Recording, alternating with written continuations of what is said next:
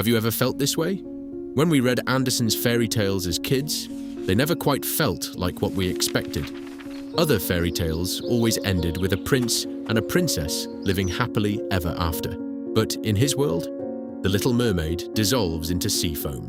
The little match girl freezes to death on New Year's Eve, and the steadfast tin soldier is melted down in a furnace, leaving behind nothing but a small, heart-shaped piece of tin. Back then, we thought these stories were too sad, too cruel, definitely not meant for children. It wasn't until we grew up, until we stumbled, tasted the bitterness of unrequited desires, and witnessed the coldness of reality, that we opened those thin pages again. And suddenly, it clicks. He wasn't writing fairy tales. He was writing the very real lives that every single one of us has to live. On the shores of Langelini Park in Copenhagen, Denmark, stands a bronze statue known to the entire world. It's not a decorated general nor a great man etched into history. It's just a little mermaid, sitting quietly on a rock, staring at the sea. Every country has its literary masters, but rarely does an author become so deeply intertwined with the identity of an entire nation. When we think of Denmark, the first name that comes to mind will always be Hans Christian Andersen. In 1805, Andersen was born to a shoemaker's family in the town of Odense. Like many European towns at the time, Odense was isolated and traditional. Adults believed in God, but they also believed in witches, passing down mysterious folklore by word of mouth. Andersen grew up surrounded by these tales, which planted the early seeds of imagination and curiosity in his heart. But his own childhood was far from a fairy tale. The family was desperately poor. To earn a bit more money, his father joined the army in 1813. Napoleon's empire was already crumbling. As a mercenary, his father found no glory, only sickness. He returned home 2 years later, broken, and passed away shortly after. The heavy burden of supporting the family fell entirely on his mother. She had no trade, so she washed clothes for others to survive. The winter river water was bone-chilling. Unable to bear the cold, she would take a few sips of alcohol just to stay warm. Yet this single act was torn apart by the town's respectable citizens. They gossiped, calling her a worthless drunkard. This painful childhood memory was later woven by Andersen into his story. She was good for nothing. At the end of the tale, the washerwoman dies in the freezing river. Her young son cries and asks, "They said mother was good for nothing. Is it true?"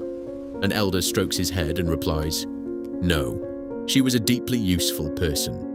Reading this as a child, it just felt sad. But growing up, you realize it carried his deepest personal grievances and his most silent, powerful defense of his mother. The harsh realities of life leave no room for a child to grow up slowly. At just 11 years old, Andersen entered a factory as a child laborer. He was frail, lacked strength, and had no skills. But whenever there was a break, he would draw the eyes of every worker in the room because he possessed a beautifully clear, soaring, singing voice. With this voice, Andersen slowly gained a bit of fame in the small town, and his ambitions shifted. His mother wanted him to become a tailor, to secure a safe, quiet life. But he insisted on becoming an opera singer. He wanted to stand on the grand stages of the capital.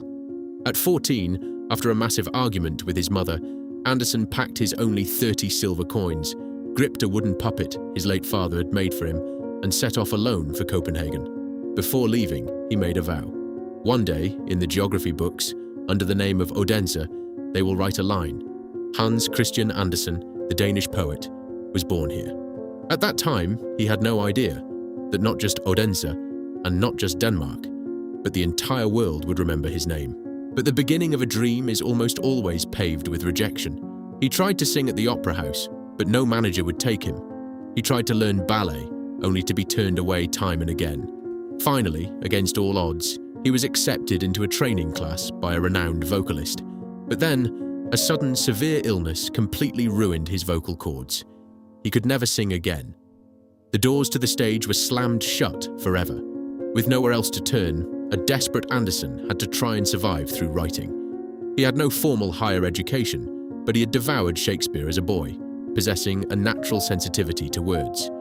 At 17, he wrote a play called Alfsol. Though raw and riddled with rhythmic and grammatical errors, its sheer originality caught the attention of critics. It was because of this play that he secured a free education, eventually making his way all the way to Copenhagen University. What truly brought Andersen fame was his novel, The Improvisatore, published when he was 30. It became his masterpiece in adult literature, earning him a state stipend that finally freed him from the daily anxiety of survival. Yet few people remember that in the exact same year, he quietly published a tiny, thin collection of fairy tales. Today, hardly anyone can tell you what The Improvisatore was about, but almost everyone remembers those 4 fairy tales: The Tinderbox, Little Claus and Big Claus, The Princess on the Pea, and Little Ida's Flowers. It felt like a joke played by destiny. A novel he poured his soul into barely made a ripple, while 4 casually written fairy tales pointed him toward his true calling. From that year on, the world lost a writer of adult fiction and gained a master who would rewrite the history of fairy tales. Andersen's fairy tales were never static. They grew up alongside the author's own life. In the first 10 years of his writing, his pen was fueled by youthful imagination. Magical tinderboxes, thumb-sized girls, talking flowers, and thrilling adventures. But unlike traditional fairy tales, he could never resist hiding sharp critiques of society within his stories. The self-deceiving elites in The Emperor's New Clothes, the shallow world in The Tinderbox, where money buys friendship, the foolish, hypocritical believers in Little Claus and Big Claus. These were the realities of the human world he had witnessed, quietly tucked away into stories meant for children. As kids, we were too caught up in the adventure to notice the sharp edges hidden between the lines. As he entered middle age, having walked down too many wrong turns and tasted too many disappointments, Andersen's tone began to settle. The romantic magic faded, replaced by a grounded, stark realism. The most famous example is The Little Match Girl. It is labeled a fairy tale, yet it is devastatingly real. On the streets of New Year's Eve, a barefoot girl shivers in the cold, striking match after match, in the fleeting illusions of a warm stove, a roasted goose, and her loving grandmother. She quietly freezes to death in the morning light. As children, we read it and thought it was just tragic. Growing up, we finally understand. This wasn't just a story he made up. This was the coldest corners of reality that he had seen with his own eyes. By his later years, what he wrote could hardly be called fairy tales anymore. They were raw, honest human stories. The shoemaker in Under the Willow Tree who spends his life chasing an unrequited love. The lonely old man in The Old Bachelor's Nightcap. And that story about his mother. She was good for nothing. No magic, no miracles. Only the struggles, regrets, and helplessness of ordinary people. Children can rarely finish these stories. They find them too dull, too bitter. Only those who have been weathered by life can truly feel their weight. Andersen never married. He loved many women throughout his life. The daughter of a theatre director, the daughter of a physicist, a Swedish countess, and a famous opera singer. But not a single romance ever made it to the end. In his later years, he said, "I have paid a massive, perhaps immeasurable price for my fairy tales. For them, I forfeited my own happiness and missed the time that should have belonged to reality." What kind of happiness he turned away, no one will ever truly know. But anyone who has read The Little Mermaid will understand. He poured all his longing, his terror of love, and his heartache of unrequited desire into her story. He was never the prince, placed high above, wrapped in love. He was the Little Mermaid standing on the shore, unable to even speak his love aloud, who finally dissolved into sea foam, leaving no trace behind for anyone to remember. Many of Andersen's works were reflections of his own life. The Ugly Duckling was one, and his late-stage work, Lucky Pier, was even more so. Lucky Pier tells the story of a poor boy who, through sheer grit, fights his way to becoming a universally celebrated opera singer. But just as the performance achieves massive success, amid the thunderous applause of the crowd, his artery suddenly ruptures, and he dies on stage, entirely without pain. The ending reads, "He died in the joy of victory, fulfilling his mission without a moment of suffering. He was more fortunate than thousands of men." This was almost Andersen's ideal ending for his own life. To pour everything into realizing a dream, to take the final bow at the peak of brilliance, and to live entirely within one's passion. In reality, Andersen's passing was incredibly peaceful.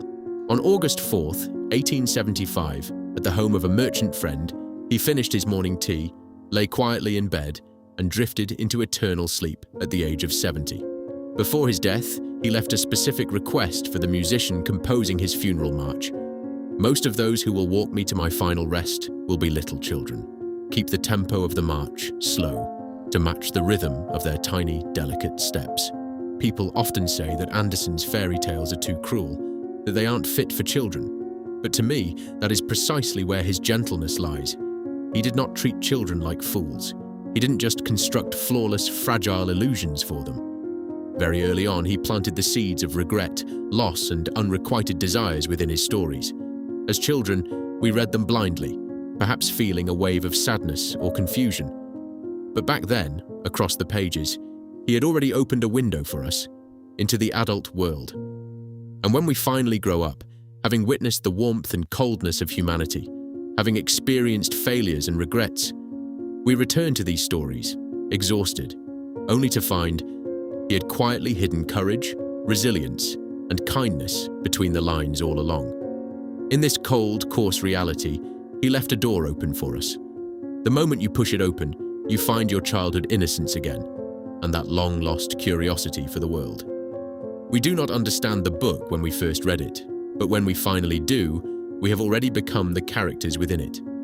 This, perhaps, is the true warmth of Hans Christian Andersen.